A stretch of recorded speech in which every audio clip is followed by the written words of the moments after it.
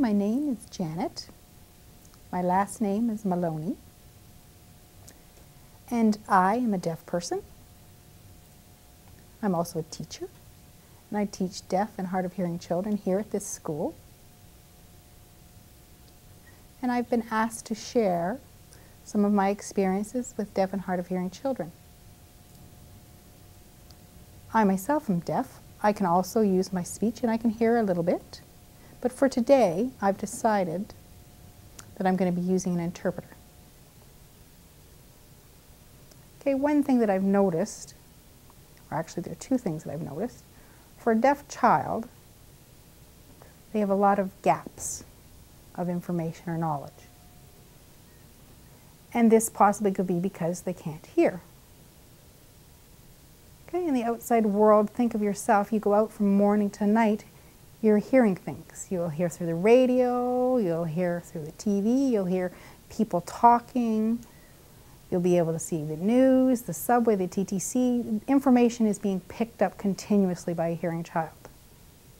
Okay, so they're picking up this information and learning new words, learning new ways to say things, and hearing all different kinds of communication. Okay, a deaf child, they don't hear this. Okay, maybe they can hear a little bit, they'll get a little bit of information, and they might have some misunderstandings. They may think something means something, but be totally misunderstood or misunderstand the meaning.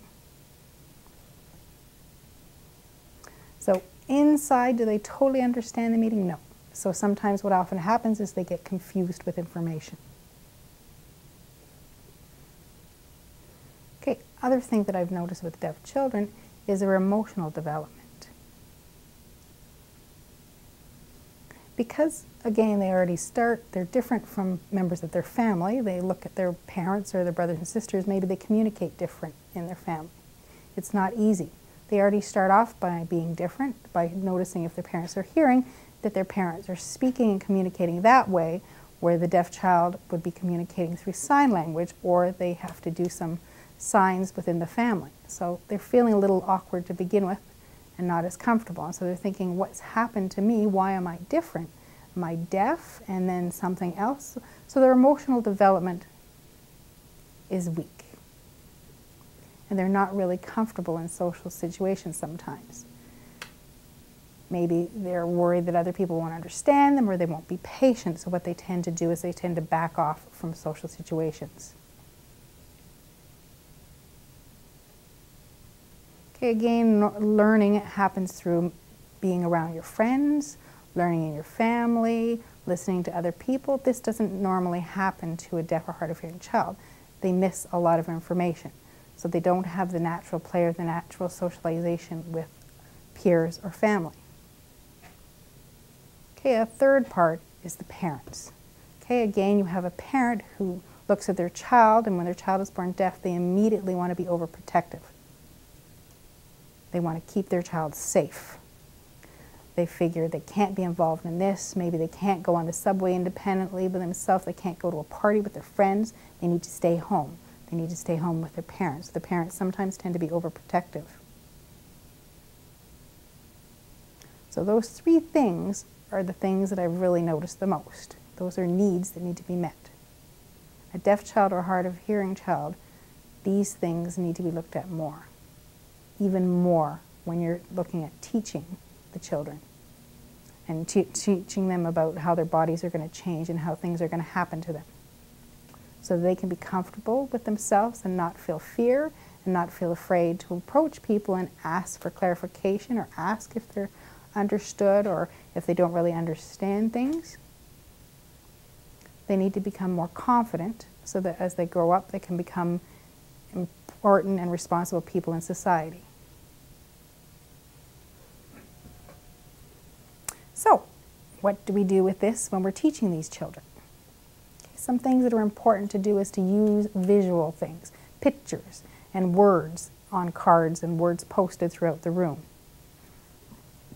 Also the use of an interpreter, okay, like I'm using right now. Okay, the person is voicing for me, or they're changing information to sign for the hearing person. Or maybe hearing children in the class if it's an integrated situation. Also using closed captioning. Okay, with materials or videotapes that you get or films, make sure they're closed captioned so it's visible for the student. Another thing to remember is when you're teaching these students that you need to teach possibly at a slower pace. Don't go through the lesson as quick.